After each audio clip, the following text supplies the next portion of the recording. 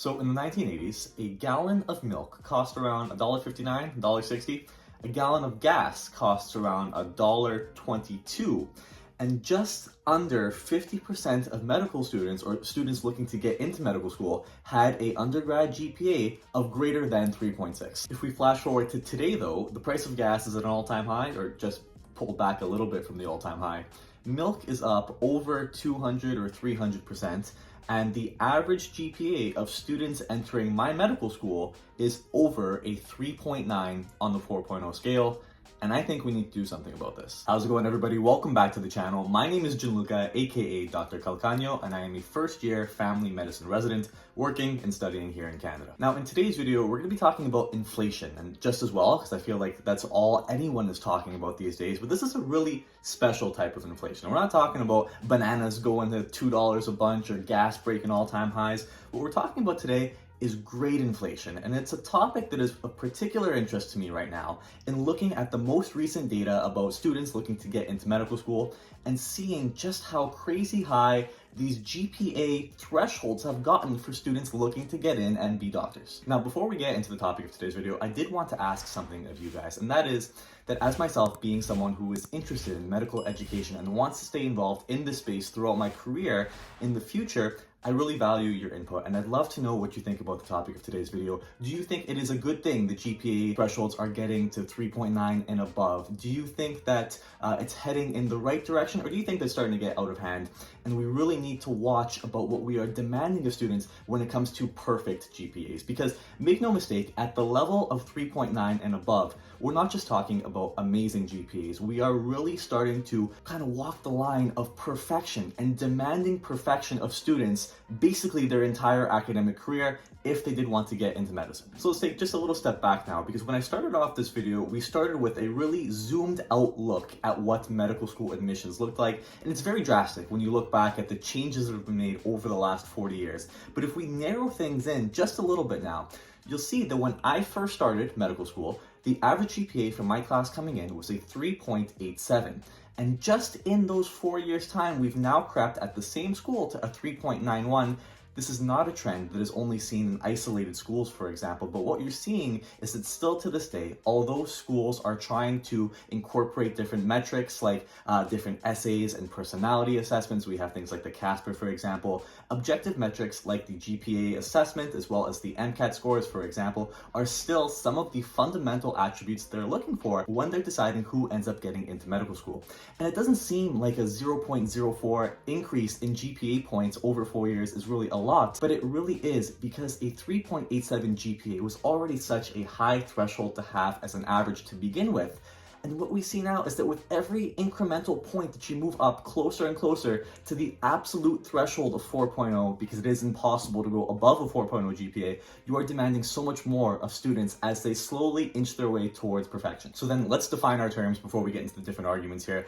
GPA inflation can be thought of as the trend of students for the exact same position, being admissions to medical school in this particular example, needing higher and higher marks, higher and higher qualities every single year to achieve that same position, and therefore their currency, their GPA, is being devalued over time in the same way that you think about regular inflation being like examples that you hear from your parents saying that, you know, in a particular area you used to be able to buy a house for $200,000, and whereas now that same house is worth like $450,000. So in the house example, your $200,000 is worth less now, and in the GPA example, your 3.8 GPA is worth a lot less now for admissions. In order to move forward, we first have to understand how we got to this point in the first place. And here in Canada, which is the system that I progressed through in my medical training, we have a very limited number of seats for students looking to get into medical school, and a growing population of students that are competing for those seats. There are all sorts of different arguments we talk about, like, why don't we just go ahead and open more spaces for those students to get into medical school?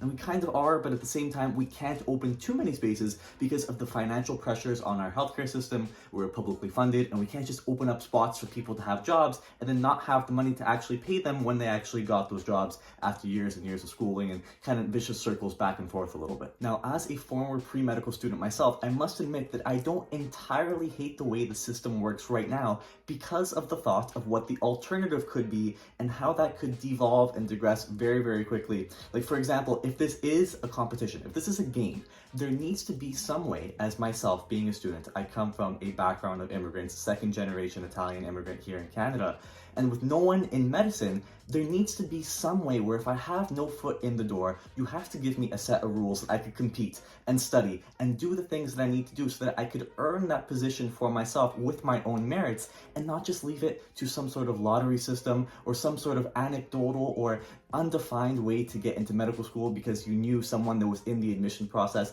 That is not what I want. And in that sense, there is still some sort of competitive process that I am in favor of. On the other hand, though, I could tell you with absolute certainty, being a medical educator right now, that you do not need a 3.9 GPA to be an amazing and successful practicing physician. Many of the doctors that I know right now, coming from a variety of different specialties, internal medicine, surgery, emergency medicine, did not have 3.9 and above GPAs, not even 3.85 or above in many cases. I know many amazing physicians right now that had a little bit of a rough start in university, for example, and it's very, very difficult if you take a 3.0 or less in your first year when you're 18 years old to bounce back from that later on in your training and get above a 3.9. Mathematically, it's almost impossible at that point. And because of that, many of these people had to go down and study in some of the American programs or the Caribbean programs, the Irish programs, and they got really, really good at studying and improved their habits, came back here and now are doing amazing. But it is that work that they had to do on their own time, developing these study skills for themselves, and not so much the fact that they didn't have a great undergrad GPA in the very beginning. They needed that chance to refine and hone their skills that they only got for themselves once they had to go through the rigors of medical school. Now, the last part that I want to talk about in regards to GPA inflation before I open it up to you guys and come up with my proposed solution, and please let me know what you think about it, and it's not perfect, I'm going to tell you right now, but the issue here is that with GPA inflation in particular, once you inflate things upwards, it is very, very hard, if not impossible, for a number of years to correct things to where they need to be if we're going to keep the metrics the same. What do I mean by that? It's, let's say, for example, in our most recent episode of the pandemic, we had exams that were totally canceled for generations of students, at least 2 years, where your final exams in some cases might have gotten canceled between schools opening and closing. And if exams get canceled, and some of those exams are worth like 60% of your final mark in some of the hard courses, if you just get that exam totally voided because of the policies of the school in the middle of the pandemic, you get an inflated mark.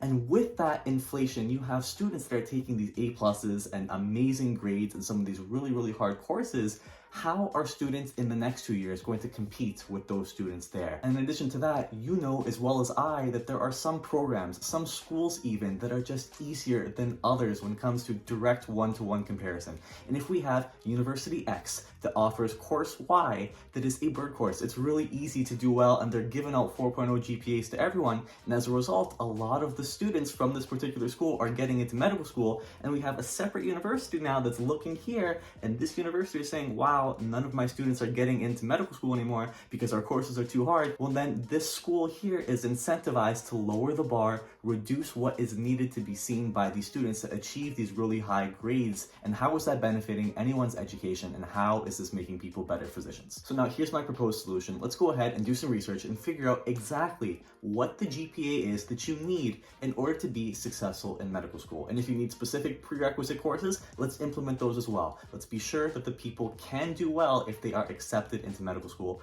And then let's go ahead and combine that with a threshold MCAT score and also a threshold Casper score, so that we have some idea that these people have good moral, ethical compasses as well. Now notice I'm saying threshold, meaning that if you meet this score, you will be in the running to potentially get a space in the class. You have to do better than this, but it doesn't leave this room to just chase it all the way up to the very, very top. And once we have these GPA, these academic thresholds met, let's open it back up. Show me some real world experience. Prove to me what you've done to help your community. Go out there and do something. Show me how you've supported your family with your job that you've been working.